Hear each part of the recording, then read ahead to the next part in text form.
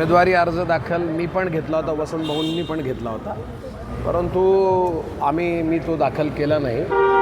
दाखल करण्याच्या पाठीमागे मला असं वाटलं की कालच माझे सहकारी आणि वसंत भाऊंनी सांगितलं की निवडणूक आणि वास्तव आहे याबद्दल मला असं वाटतं की आपण पत्रकार बांधवांना सांगण्याची आवश्यकता नाही. एकूण मतं 610 आणि गणिताचं जर आपण पाहिलं तर केवळ या निवडणुका म्हणून लढवणं कितपत संयुक्तिक आहेत याचा एक सारासर विचार आम्ही करून मी तो निर्णय घेतलेला आहे. पण अर्ज घेण्याच्या आधी तुमची आकडेमोड झाली असेल, मग अर्ज घेतल्यानंतर असं काय तुम्हाला आकडेमोड नंतर पण होऊ शकते ना.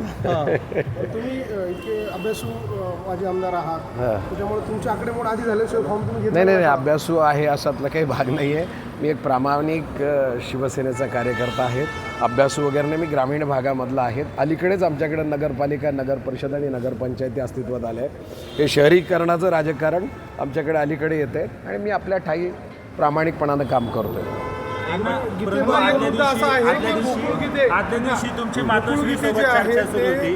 तुमचे अतिशय जवळचे मित्र आहेत, ते देखील निवडणुकीच्या रिंगणात आहेत आणि त्यांच्या सहकार्यासाठीच तुम्ही या सगळ्या प्रक्रियेत आपल्याला कसा अर्थ काढायचा तो आपण काढावा, असलं काही नाही. पक्ष आणि निष्ठा काय आहेत मला असं वाटतं की मी त्याच्याबद्दल जास्त तुमच्या पुढे सांगण्याचं काही रात्री आदल्या दिवशी मातोश्रीसोबत तुमची चर्चा सुरू होती.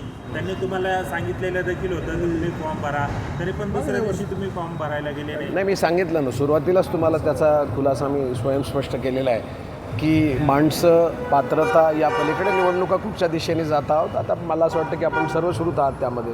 उद्धव साहेबांचं आपलं बोलणं आलं होतं. उद्धव साहेबांचं माझं नेहमीच बोलणं होतं. अर्ज भरण्यासाठी सांगितलं, I am the beloved person of Uddhavji. अर्ज भरण्यासाठी सांगितलं असताना पण आपण अर्ज भरला नाही. आता त्यांचा माझा काय संवाद झाला आहे मी तुम्हाला कसं सांगू. मिर्लेकरांचं असं म्हणणं आहे की जो घोडेबाजार सध्या सुरू आहे त्याच्यामुळे आम्ही निर्णय घेतला निवडणूक नाही लढायची. नाही, मग मिर्लेकर साहेब माझे ज्येष्ठ नेते आहेत, त्यांनी सांगितलं तेच मी विधान माझं आहे असं समजा. नाही, पण यामुळे पक्षाचं अस्तित्व कुठेतरी निवडणूक पक्षाचं अस्तित्व म्हणण्यापेक्षा कोणाचं अस्तित्व कसं राहतंय, कसं दिसतंय हे तुम्ही आम्ही सगळेच पाहतोय. नाही, या निवडणुकीमध्ये पक्षाचं अस्तित्व कमीत कमी दिसलं असतं जरी पराभव असतो. व्ही आणि एम दोन प्रकार आहे, व्हिजन आणि मनी.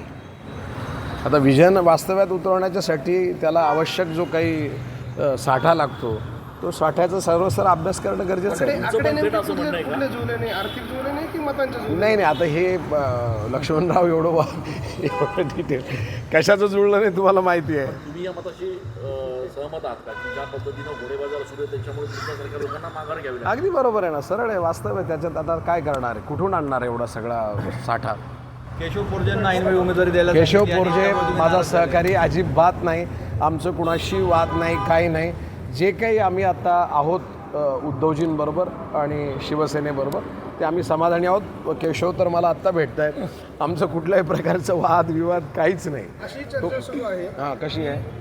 भाजपची आणि ठाकरेंच्या सेनेची या निवडणुकीमध्ये छुपी युती आहे आणि ती शिंदे ते मला असं वाटतं की तो खुलासा करण्याचा अधिकार आदरणीय उद्धवजींचा आणि राऊत साहेबांचा आहे. त्याच्यात माझा कुठलाही सेन आहे, मला याची कल्पना नाही. अनिलांना आपण नाराज आहात? मी माझ्या चेहऱ्यावरून तुम्हाला कळतंय ना मी किती आनंदी आहे. कसलं नाराज राहायचं. अहो, मला पक्षानं एवढं दिलं आहे. मला सांगा, मी साधारण 93चा शिवसैनिक आहे. साधारण 34 वर्ष झाली. पक्षाने एकदा नाही, आता मला केंद्रशासित प्रदेश म्हणून माझ्या निफाडला बघितलं जायचं की सगळे जिल्हा परिषदचे अर्ज, पंचायत समितीचे अर्ज हे माझ्याकडे AB फॉर्म पक्षानं दिले. 4 वेळा विधानसभेची उमेदवारी दिली, 4 वेळा झेडपीच्या सगळ्या अधिकार मला दिले. यापेक्षा अजून पक्षानं काय दिलं पाहिजे. वयाच्या म्हणजे अर्ध्या आयुष्याच्या नंतर मी छान आहे, आनंदी आहे. काही चुकलं बुकलं तर माफ करा पत्रकार बांधवांनो, आणि कदाचित मी ते बंद करणं नंतर माघार घेतली असती तर ते गडबड झाली.